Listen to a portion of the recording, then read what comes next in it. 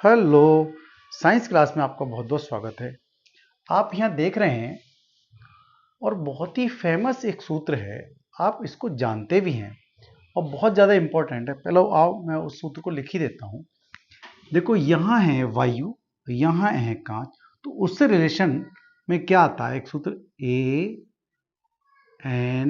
ANG, मतलब वायु के सापेक्ष कांच का अपवर्तनांक गुणा कांच के सापेक्ष वायु का अपवर्तनांक बराबर 1। ये सूत्र, या हम ये कह सकते हैं, या वायु के सापेक्ष कांच के अपवर्तनांक का व्युत्क्रम होता है कांच के सापेक्ष वायु का अपवर्तनांक। या तो ये सूत्र या ये सूत्र, दोनों एक ही हैं। ये बने कैसे, ये सूत्र कैसे बने, तो वो बनाना आपसे आना चाहिए। किस तरह से बनते हैं, आइए हम समझते हैं। देखो, आपने इससे पहले भी एक टॉपिक सीखा था, प्रकाश किरणों की उत्क्रमणीयता, लेकिन वो वहां हम प्रकाश के परावर्तन के आधार पर समझ रहे थे, ठीक है। और यहां क्या समझेंगे, यहां प्रकाश का अपवर्तन, और अपवर्तन के लिए दो माध्यमों का होना आवश्यक होता है। एक माध्यम कोइसा और एक माध्यम पोइसा। वहां पर प्रकाश अपने मार्ग से सीधी न जाकर के विचलित हो जाती है। इस घटना को प्रकाश का अपवर्तन कहते हैं। भाई सीधी जानी चाहिए थी, प्रकाश किरण आई, टॉर्च आई तो सीधी जाती, सीधी नहीं जाकर क्या हुआ, ये इधर विचलित हो गई, मतलब अविलंब की ओर झुक गई। और अविलंब की ओर झुकती है जहां सघन माध्यम हो। जब कोई प्रकाश किरण विरल माध्यम से सघन माध्यम में जाती है, ठीक है, तो वो अविलंब की ओर झुक जाती है। अगर वो सघन माध्यम से विरल माध्यम में जाएगी तो फिर अविलंब से दूर भाग जाएगी। ये बात तो आप जानते हैं। तो यहां शब्द क्या है, प्रकाश किरणों की उत्क्रमणीयता, मतलब प्रकाश जिधर से आया किसी वजह से लौट करके वापस हो जाए, मतलब उत्क्रम हो जाए, उसका उल्टा हो जाए, बस वही प्रकाश किरणों की उत्क्रमणीयता कहलाएगी। कैसे करके, तो यहां उत्क्रम के लिए हम सूत्र भी और माध्यम भी चेंज होंगे। आओ हम समझ लेते हैं क्या है। स्नेल का नियम लगाते हैं। देखो, ये तो है वही आपका अविलंब, ये प्रकाश की आपतित किरण है, ये प्रकाश की आपतित किरण आई, ये विरल माध्यम है और ये सघन माध्यम। तो हम कैसे समझते हैं, अपवर्तनांक बराबर क्या होता है?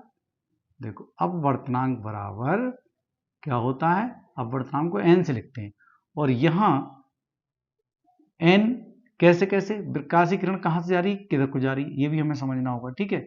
क्या होता है, देखो अब यहां अपवर्तनांक को कुछ इस तरह से समझे हम। प्रकाश की किरण किधर से जा रही है, देखो ऊपर से आई, किस में जा रही है, कांच में, तो कांच में जा रही है, ठीक है भाई। अब स्नेल का नियम क्या है कि जो आपतित किरण है, अर्थात साइन आई, यही तो है, और बटे यहां अपवर्तन कोण कितना है, साइन आर। ये बात हम अच्छे से जानते हैं स्नेल के नियम के अनुसार। ये हो गया पहला नंबर, समीकरण पहली हो गई।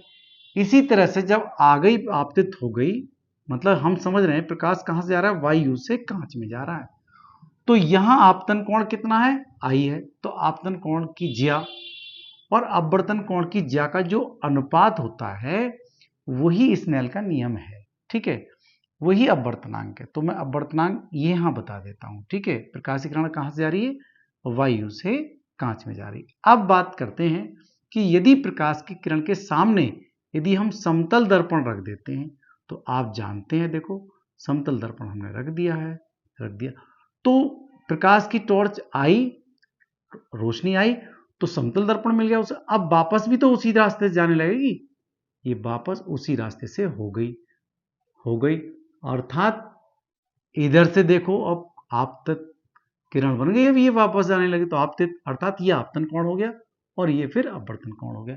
अब क्या हुआ, दूसरी ओर, दूसरी दशा, दूसरी, पहली दशा तो ये हो गई इसकी पहली शर्त या पहली दशा, और दूसरी दशा में क्या कर रहे हैं हम, देखो वही दूसरी दशा में क्या कर रहे हैं कि इधर से प्रकाश की किरण जा रही है, तो क्या, अर्थात वो कहां से जा रही है, वो जा रही है कांच से, किसमें, किसमें जा रही है, वायु में।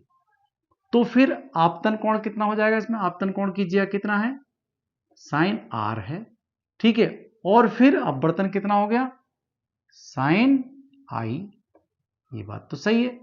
ठीक है भाई, अब दोनों समीकरण हमें मिल गई। ठीक है, इन दोनों समीकरण की गुणा कर लो। चलो भाई गुणा कर लेते हैं। देखो, समीकरण 1 और 2 की गुणा कर लो, या 2 से ऐसे लिख दो, बात तो है कि यहां का मान यहां रख लेते हैं। क्या हो रहा है, ANG गुणा GNA, GNA देखो बराबर कितना हो गया, ये बटे ये, अर्थात साइन आई। देखो भाई, कैमरे पे थोड़ी लाइट ज़्यादा आ रही है, हो सकता है ये डिटेक्ट करने में परेशानी हो। ठीक है, ये दिमाग में आपके बिठा देता हूं मैं। साइन आर, कोशिश मैंने करी थी लेकिन हो नहीं पाया। फिर देखें, साइन आर, साइन आर, भाई पहले वाली समीकरण की बात तो है ये, और दूसरी की बात है दोनों को गुणा कर दे रहे हैं, बटे साइन आई। ये समझ में आ गया। देखो अब क्या काम करते हैं, साइन आई से साइन आई कैंसिल हो गया, और साइन आर से साइन आर कैंसिल हो गया, तो ये बटे ये, अर्थात इसका मान कितना हो गया, 1 हो गया। और यही हमें चाहिए था। देखो, ANG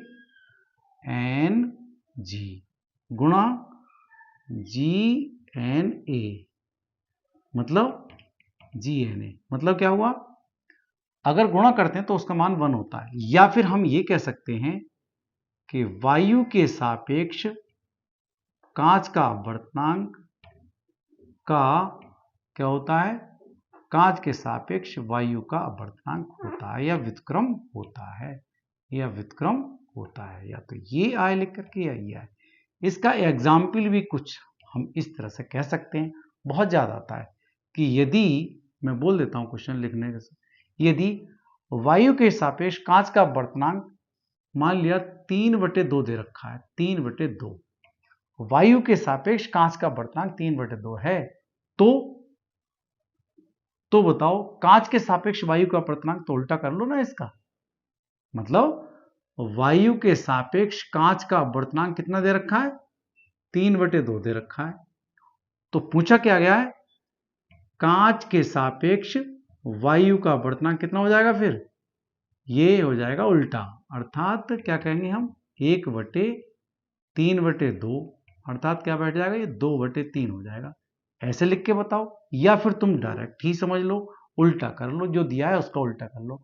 मान ले दे रखा 1/7, तो तुम क्या काम करोगे, उसको आप 7/1 कह सकते हैं। ठीक है, उल्टा कर सकते हैं। इस तरह से छोटा क्वेश्चन आपसे पूछा जा सकता है, लेकिन आपको यह ध्यान रखना है कि प्रकाशक किरण की उत्क्रमणीयता जो होती है, रिवर्सिबिलिटी ऑफ लाइट रेज कैसे कैसे हुई है, वहां मैंने अपवर्तन को बता रहा हूं यहां पर, और पहले हमने सीखा था प्रकाश के परावर्तन, वो घटना प्रकाश की किरणों की उत्क्रमणीयता। ठीक है, दोनों टॉपिक आपके समझ में आ गए होंगे, और बहुत ही ज्यादा इंपॉर्टेंट है सूत्री। ये 3 माध्यमों के लिए हो सकता है, 2 माध्यमों के लिए हो सकता है। ठीक है, कि पहले किरण देखो अभी यहां थी, यहां आई थी वायु, फिर आ गई कांच, फिर हीरा भी हो सकता है, और फिर वायु हो सकती है। इस तरह से सभी के लिए फार्मूले हमारे पास, ANG गुणा GNA गुणा क्या हो जाएगा, वो उसका GN डायमंड का हो जाएगा, GND हो जाएगा, फिर वो बराबर 1, ऐसे भी फार्मूले बनेंगे। ठीक है, thank you, have a nice day.